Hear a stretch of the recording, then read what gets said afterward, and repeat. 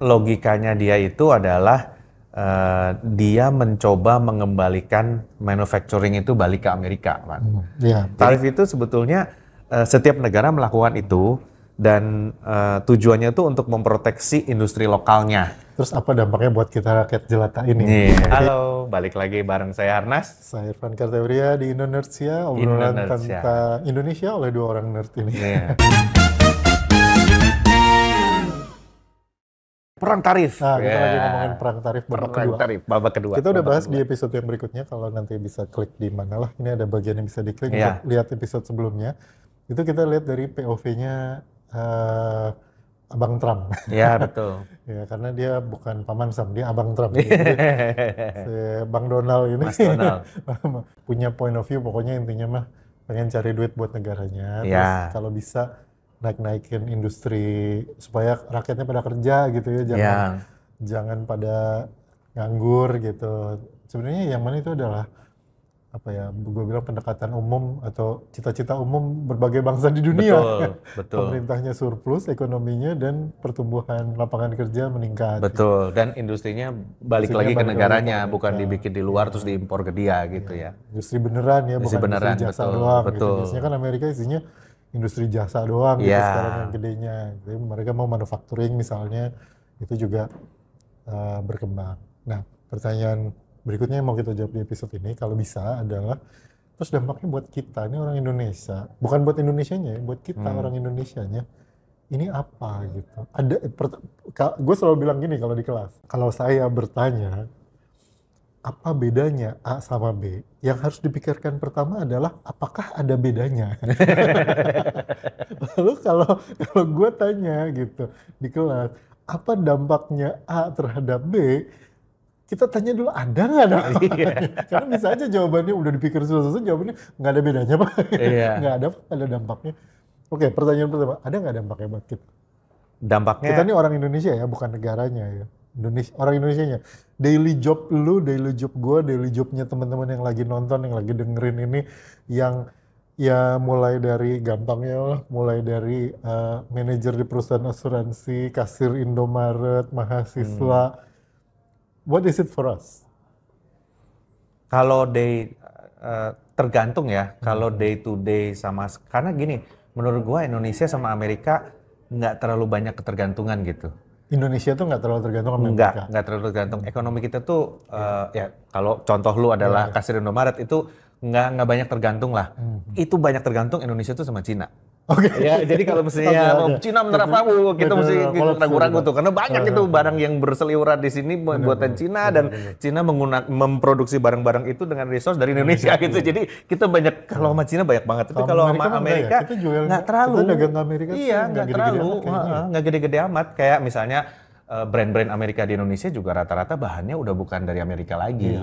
Iya kan? Itu Nike bikin tentang orang. Iya betul. Jadi bahan-bahan yang brand Amerika itu artinya untuk sehari-hari kita tuh nggak begitu banyak hubungan dengan Amerika gitu. Secara perdagangan ya. Karena barang kita itu nggak dijual ke sana. Setahu gua 2% ekspor Indonesia yang ke Amerika itu nggak terlalu banyak juga. Jadi dan kita 2% tuh itu dari ekspor kita ke seluruh dunia tuh 2% ke Amerika gitu. ya. Jadi volume trading Indonesia sama Amerika itu cuma 2% sampai 3%. Jadi nggak, atau Amerika mengimpor barang dari Indonesia itu cuma 2% dari total impor dia. Jadi nggak terlalu banyak lah. Kita bukan major. Ya balik lagi yang ngoceh paling banyak adalah yang porsinya besar, yaitu Meksiko sama Kanada, tetangga langsung soalnya kan. Nah kalau kita ngirim ke sono mahal, jauh. Jadi nggak terlalu banyak lah menurut gua dampaknya ya. Jadi nggak perlu terlalu panik apa gimana. Karena kalau menurut gua dampak sehari-hari itu hampir nggak ada sih. Ya, karena kita tidak terlalu, mungkin Jepang aja lebih besar daripada Amerika. Kita punya trading sama Jepang gitu ya. Misalnya dia menerapkan tarif terhadap nori, maka Indomaret nggak bisa lagi jualan apa namanya tuh apa tuh yang segitiga onigiri. Nah itu kan kacau. Tapi kan kita sehari-hari kentang goreng juga rata-rata udah bukan bikinan Amerika juga yang kita makan kan. Chicken nuggets juga rata-rata udah bukan made in USA. Jadi kalau menurut gua popcorn juga kayaknya jagung-jagung lokal juga, jadi nggak begitu banyak ya. Dan barang-barang Amerika komoditi yang kita pakai itu misalnya soybean ya, kedelai itu kita menerima Impor. ekspor dari dia kan, Iya, kita kita mengimpor dari Amerika, justru itu akan digenjot sama dia, gitu, akan dimurahin lagi. Jadi tarif itu akan dipakai untuk Iya, mensubsidi kalau kayak- barang-barang itu. Kalau kayak barang-barang impor kayak kedelai dan lain-lain itu lebih ke tampol sama nilai kurs ya. Begitu kurs Betul, naik, lebih ketambol sama nilai kurs karena kursnya naik, jadi barangnya mahal gitu aja sih. Iya, iya, iya. Gitu. Tapi secara umum sih kalau untuk sehari-hari, kalau menurut gue secara trading nggak terlalu banyak bedanya. Kalau pabrik lu emang biasa ekspor ke Amerika lah, kayak pabrik tekstil, garment gitu kan, gede tuh kan. Nah, kalau Itu gimana? kalau ada yang kerja di perusahaan yang melakukan ekspor, apalagi sebagian besar ekspor ke Amerika, gitu ya. Nah, itu bahaya. Dulu gue sebelum di kampus kan gue di industri di pabrik obat. Kira-kira separuh lah kalau nggak 20-30%, 30%-an dari obat yang gue ekspor itu kan gue ekspor ke Afrika, Eropa sama Amerika. Amerika tuh kira-kira 30%. Oh, 30% ya? Kalau gua kan 30-50%. mungkin karena industri gua food and beverage ya. Kalau food and beverage hampir nggak ada yang ekspor ke Amerika karena kejauhan, nggak masuk akal juga gitu. Tapi Nah kalau yang kayak gitu kena tuh. kena, karena setahu gua dari sebagian besar ekspor Indonesia ke Amerika yang paling terdampak adalah tekstil dan bahan pakaian tekstil dan sepatu. Nah, kalau misalnya kita memproduksi untuk brand Amerika tapi pabriknya di Indonesia, nah itu bahaya tuh. Ya, itu sangat bahaya. Sebab Kita jualnya, emang kenapa? karena kalau brandnya misalnya Nike Iya, ya, iya. Nike-nya made in Indonesia, maka itu kan kena tarif juga. Karena hitungannya itu Karena hitungnya impor. diproduksi di Indonesia, hitungannya betul. buat mereka itu Walaupun impor. brandnya brand Nike, Oke. gitu. Meskipun Dan brandnya brand Amerika. dan bahayanya yang tadi di episode pertama kan gue cerita barang di Amerika itu marginnya besar. Iya. Yang makan margin itu adalah Nike, bukan pabriknya. Iya. Pabriknya hanya nerima order dari Nike gitu. iya. Begitu dia bilang, kayaknya gue rugi nih kalau bikin Indonesia. Gue harus cari yang lebih murah lagi dari Indonesia, biar gue bisa bayar tarifnya. Hilang itu order gitu. Oh, jadi ordernya kemungkinan akan dipindahkan. Dipindahkan, yang lebih murah lagi atau dibikin di Amerika misalnya gitu. Yang Iya. kayaknya kalau dalam 3 tahun terakhir, 3 tahun ke depan mah, kayaknya masih belum mungkin ya kalau menurut gua. Karena Iya pasti betul, akan mahal banget. pasti akan mahal banget. Tapi tetap aja dia bisa tapi cari yang kemungkinan- lebih murah lagi. kemungkinan Mungkin akan dia pindah ke ditekan. yang lebih murah lagi. Dan itu menurut gua itu sektor yang paling berbahaya gitu. Karena brandnya brand Amerika, dan itu yang dikritik sama Trump kan. Brandnya brand Amerika tapi made in-nya udah nggak ada yang made in Amerika lagi. Dan dia mau paksa brand-brand ini, ayo dong, lu kan brand Amerika, lu dapat keuntungan dari rakyat gua banyak banget. Bawa industrinya ke sini gitu. Nah, akhirnya yang kebagian order di sini ini yang akan sulit gitu. Berarti juga akan sulit juga ini ya, kayak beberapa bulan yang lalu kan kita dengar kayak misalnya nih, Tesla gitu. Tesla kan brand Amerika. Ya, Terus kan, buka pabrik di Indonesia gitu. Malah rugi karena mereka kalau buka pabrik di Indonesia lalu barangnya dia kirim ke Amerika, sekarang jadi kena tarif betul. kan. Jadi makin males betul, mereka betul, buka di sini. betul. Kecuali orang sininya yang mau beli Teslanya gitu. Iya. Betul, Jadi pasarnya untuk pasar Asia Tenggara misalnya. Iya, gitu. betul. Jadi memang jadi dia tarik itu ke dalam Amerika gitu. Manufacturingnya tarik ke dalam Amerika. Yang bahaya adalah yaitu industri-industri yang ekspor ke Amerika. Itu pasti bahaya tuh. Karena dia akan kena tarif itu kan yang paling duluan kena. Nah, sekarang tinggal operatornya mau mutusin, gue mau bayar tarif itu, gue mau pindah produksi di tempat lain, ya kan? Atau gue yang lu bilang, gue tetepin harga segini, lebih mahal, silakan. Kalau laku ya syukur, nggak apa-apa. Akhirnya bubar gitu. Dan yang lebih bahaya lagi nih teman-teman, kalau kebijakan ini diterapkan juga dengan negara lain. Misalnya Jerman bilang, ya gue ikutin Amerika deh, gitu kan. Prancis bilang, gue ikutin Amerika deh. Wah itu kacau tuh, karena ya kan Amerika memang bukan market. Katanya Indonesia itu high quality goods-nya banyaknya ke Eropa. Nah kalau Eropa menerapkan hal yang sama, Eropa kan sekarang suaranya paling kenceng. Kalau yang lain, oke kita nego. Kalau Eropa enggak, kalau lu terapin, gue terapin juga. Nah kalau dia nerapin juga, kita pusing. Karena barang gitu jadi kena gitu. Iya. Jadi kita jadi korban gara-gara mereka berdua ribut gitu. Kalau langsung mungkin nggak ada. Kalau yang tidak langsung, misalnya gini, Cina nih, Cina kan jual barang Amerika banyak banget nih. Pasti kan kena tuh gede pasti kan. Terus Cina bilang, berarti ini ada rese nih jualan ke Amerika nih sekarang.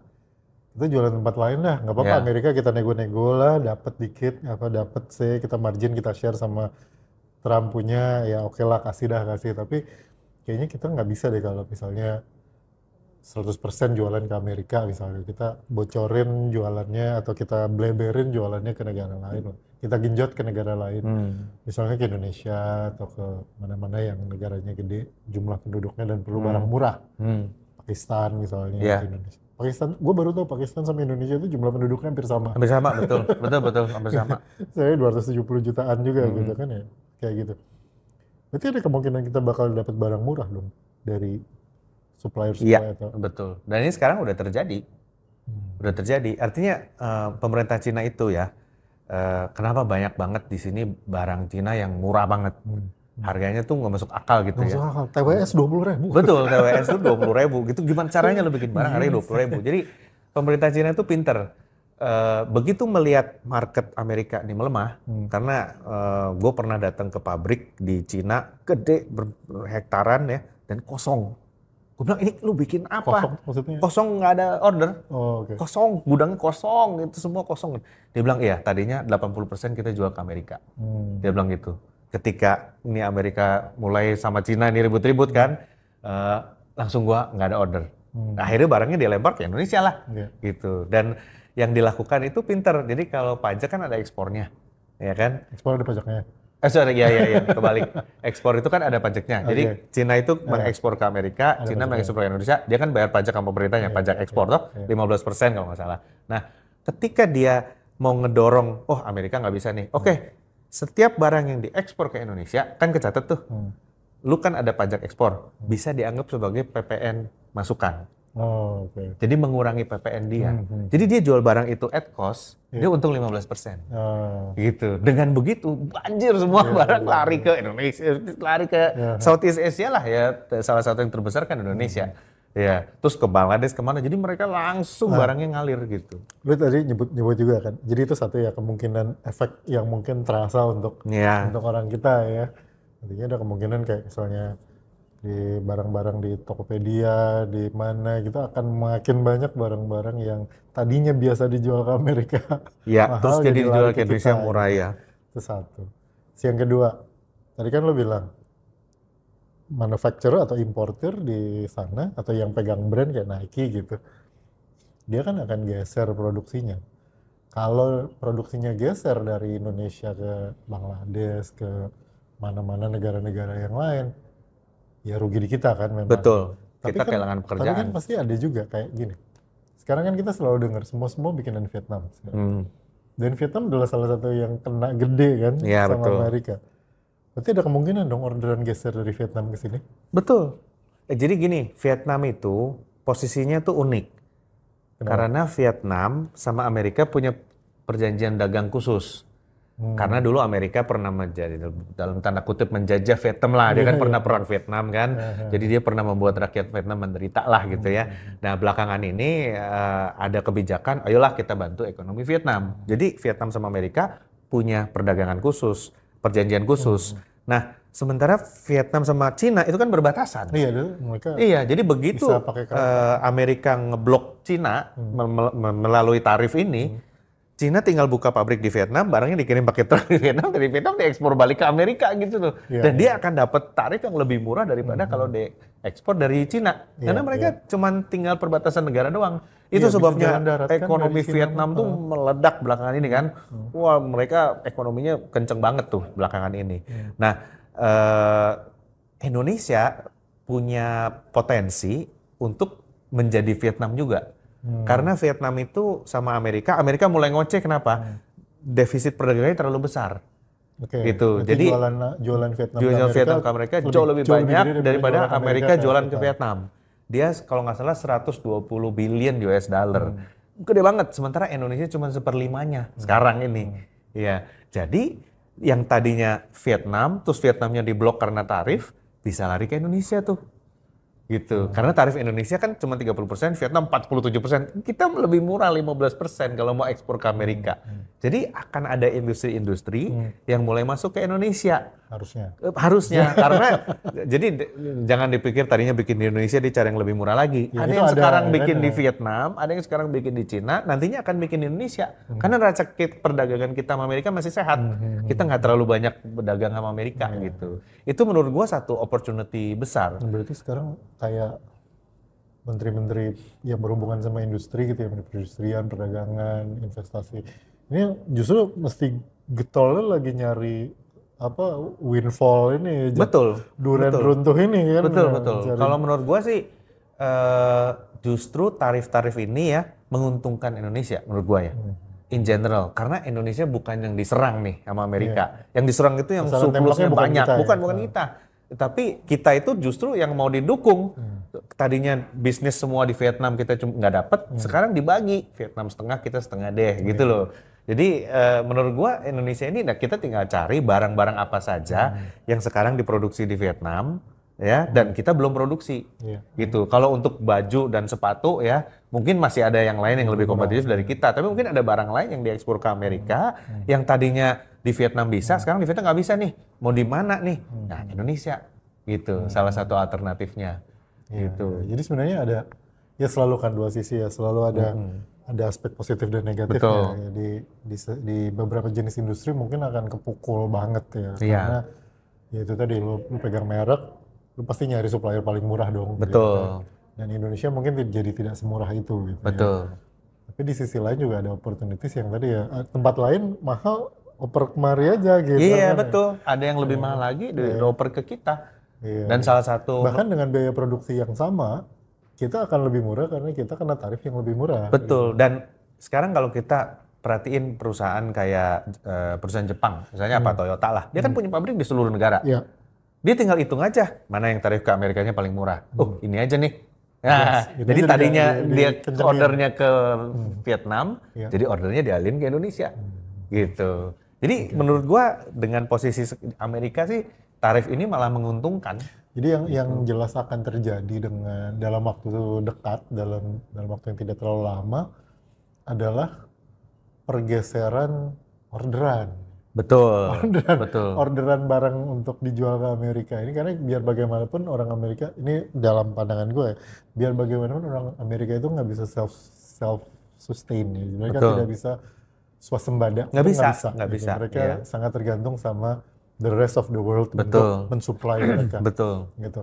Kalau Amerika Latin menyetop kopinya aja, selesai itu orang Amerika nggak ngopi seminggu. Iya, gitu. iya, Kemarin iya. telur aja kan katanya. Iya, betul. Telurnya jadi itu mahal. Langsung sepak cuma isinya tinggal 2 Iya, sekarang, gitu. betul.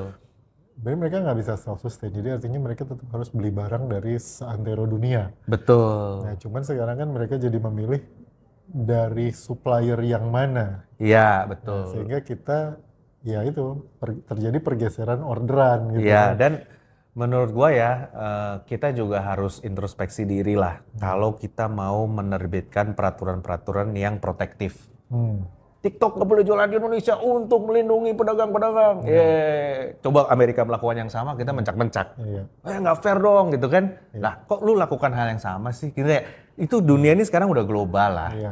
Ya, either kita ikut bertanding secara global atau kita protek, tapi yang diprotek ini nggak berkembang juga. Iya. Karena dia tidak dilatih untuk Iya. bersaing gitu loh. Kalau menurut gua ya, ini buat kita introspeksi juga nih, yang diterapkan Amerika dengan tarif itu sama yang udah Indonesia terapkan TKDN bertahun-tahun, dari TKDN sampai TikTok sampai ini sampai itu, pelarangan-pelarangan yang tidak fair sebetulnya, sampai ada yang ngegugat ke WTO kan, tidak fair, tapi kita lakukan atas dalih melindungi. Tapi yang dilindungi ini harus dikasih sehat juga, kalau enggak dilindungi terus lama-lama ambruk gitu kan. Nah itu yang harus kita nah, selama ini si negara-negara yang sama kita diperlakukan tidak fair itu mereka masih udahlah biarin lah gitu kan. Tapi ketika dia fight back kita pusing gitu. Itu yang dilakukan oleh si Donald Trump ini sebetulnya. Ya, kan pada akhirnya setelah begitu lu dapat duit dari tarif-tarif ini kan, ya itu tadi kan tujuan utamanya kan 2 tadi yang gue bilang ya, dia akan narik duit kan supaya dia APBN-nya surplus lah gitu. Betul. Terus yang kedua kan ningkatin industri dalam negerinya. Iya. Nah kan nanti Sama. pembuktiannya kan akan ada yang kedua kalau menurut gua. Bener nggak industri dalam negerinya terdorong gitu. Sama Betul. kayak waktu kita bilang kita mau cut jualan TikTok karena itu bikin Tanah Abang sepi. Sekarang TikToknya dikit, Tanah Abangnya rame nggak? Iya betul. Gitu kan, itu pertanyaannya gitu. Iya kan. Kalau- Atau Tanah Abangnya masih tetap sepi Nah, juga ya makanya kan. kalau Ya, enggak sementara kan berarti- orang Indonesia yang jualan TikTok tuh bukan cuma Cina semua loh. Iya. Banyak orang Indonesia yang jualan lewat TikTok juga. Arti- Dia ikut mati juga Iya, gitu kan. artinya kan kebijakan lu melakukan sesuatu untuk mendorong yang lain, itu dua-duanya harus berjalan, nggak cuma ini di stop tapi ini nggak didorong gitu Betul, kan. Jadi dua-duanya mesti betul, jalan. Kalau betul. enggak ya berarti alasan doang yang kemarin gitu. Betul, tapi ini makanya kita kalau bikin peraturan tuh harus dilihat secara fairness lah. Betul. Menurut gua ini pelajaran ya, Iya. ketika hal yang sama dilakukan oleh negara lain, kita mencak-mencak. Padahal kita udah melakukan itu udah lama gitu, udah sangat lama Dan gitu. buat orang bisnis yang kayak gini-gini nih, memang kalau di SWOT analysis mah masuk sebagai threat ya. Tapi kan artinya threat itu harus bisa diantisipasi gitu. Betul. Dan kalau menurut gua si jeniusnya Trump di situ, dia menerapkan angka tarifnya itu masih masuk marginnya. Makanya dia berani, mungkin harga akan naik tapi nanti akan turun lagi. Dia berani ngomong gitu. Berarti dia udah tahu tuh margin orang-orang ini berapa, Iya, gitu loh. iya. Margin lu masih banyak. Gua sikat 30%, margin lu masih 70% gitu kan. Jadi lama-lama akan kalau Trump pembuktiannya gampang, inflasi naik nggak? Kalau ternyata inflasi nggak naik berarti dia bener. Dan pabrik-pabrik ini akhirnya oke lah, nego deh, lo ambil deh gitu ya. Jadi apa namanya itu yang menurut gua yang dilakukan yang pinter gitu. Dagang itu gua mengibaratkan ya, dunia ini kan udah global. Kita nggak bisa main blok-blok lagi. Perdagangan itu sama seperti satu negara ini nyewain lapangan badminton, Oke. ya kan? Lu nyewain lapangan, lu pastiin lapangannya bersih, orang suruh main badminton di situ. Lu jadi wasit, gitu kan? Kalau tiba-tiba wasitnya nih ikut main juga, terus dia jadi menang terus gara-gara dia sama wasitnya saudaraan, ya nggak ada yang mau main badminton di lapangan lu lagi kan gitu kan? Gitu. Itu perdagangan tuh gitu. Kalau lapangannya bersih, bagus, peraturannya fair, dijaga dengan baik, maka orang akan banyak yang nyewa main badminton di tempat lu. Tapi kalau lu mau menang sendiri, ketika ada ini yang menangin terus lu bisa disogok, wasitnya bisa disogok oleh salah satu pemain, yang nggak ada orang mau main badminton di lapangan. Yang repot adalah lu punya lapangan badminton, lapangannya bersih, bagus, wasitnya santai-santai, tapi di depan ada tukang parkir, tukang Iya palak, betul. Ada tukang ini, tukang itu. Ada ormas. Jadi orang nggak ada yang mau main badminton di tempat lu. Nggak ada yang Iya kan? mau main. Sementara penyewaan lapangan badminton Nggak ada di tambah mana-mana. banyak gitu kan. Nah Iya. Amerika itu lapangan badminton paling keren sedunia, pakai AC segala macem. Sehingga ketika dia bilang, gue mau terapin tarif baru nih, ayo yang mau main di sini main. Karena sistem dia sudah bagus, orang tetap masih mau main di situ. Itu yang di gamblingin sama Trump. Orang masih tetap mau bisnis di Amerika kok. Iya memang, karena dia sistemnya udah bagus gitu. Sekarang dia naikin tarif lapangannya gitu kan. Orang mau bayar nggak gitu. Dan dia naikinnya juga nggak gila-gilaan menurut gue sih. Masih masuk akal gitu. Dan orang masih main badminton. Nah kita ini kadang-kadang lupa bahwa yang main badminton bukan cuma orang pegawai kita doang. Tapi kita dapat duit dari orang yang sewa lapangan gitu loh. Ya, dan masalah di kita ya itu tadi, bahkan belum sampai ke lapangannya gitu. Masalah kita sebagai pemilik lapangan badminton adalah masih di parkiran, masih di yang malak di gang, di ujung gang menuju lapangan badminton kita itu gitu. Banyak Jadi besar, total gitu. jadi banyak. Jadi kalau menurut gue sih secara umum positif. Ya. Tapi ini pembelajaran buat Indonesia juga lah. Ya. Artinya kalau mau nerapin tarif atau kebijakan-kebijakan ya mikirlah gitu loh bahwa kita ini hidup di dunia global, bukan cuman hidup sendiri aja. Dan pengusaha-pengusaha Indonesia ya melihat ini harus melihat dari dua sisi itu tadi ya, dari sebagai threat dan sebagai opportunities. Betul, sebagai opportunity. Karena ya biar bagaimanapun yang kayak gini-gini mah sebenarnya mah kalau dibilang normal ya normal gitu ya. Betul. Maksudnya hal-hal yang terjadi dalam Wajar dunia lah. bisnis gitu. Wajar. Sehingga ya artinya kita nggak terlalu berlarut pada kayak kok gini sih, kok gitu sih, aneh. Nah, Nggak terus- ada take action segitu Nah, duluan. untuk pejabat publik yang di Departemen Perdagangan, Ya. Departemen Perindustrian, yang kalau nyetir tetot-tetot minta dikasih jalan, waktunya kalian kerja. Iya. Nah, nego tuh, Iya. kasih tahu kita mana bisnis yang bagus, mana bisnis Dan kerja dan cari. operan-orderan di Iya, sini. cari operan orderan. Iya, Jadi cari pohon-pohon durian yang udah mau runtuh itu. betul, Biar runtuhnya kerja kemari. kalian, jangan tetot-tetot aja kenceng ya. Kalau kerjanya Kerja, baik. peresmian gedung kasih siapa aja lah, nggak usah. Gitu. Rapat-rapat nge-zoom aja lah. Iya. Nanti kalau kerjanya bagus, orderan banyak masuk ke Indonesia, kalian nggak usah pakai tetot-tetot, kita kasih jalan. Iya. Begitu ngelihat, wah RI berapa, oh Menteri Perdagangan. Perdagangan nih, coba, dia mau kerja. Oke, terima kasih udah dengerin Indonesia. Saya Harnas. Saya Irfan Keteria, kita ketemu di Indonesia berikutnya. Dengerin juga di Spotify. Yes, Bye. bye.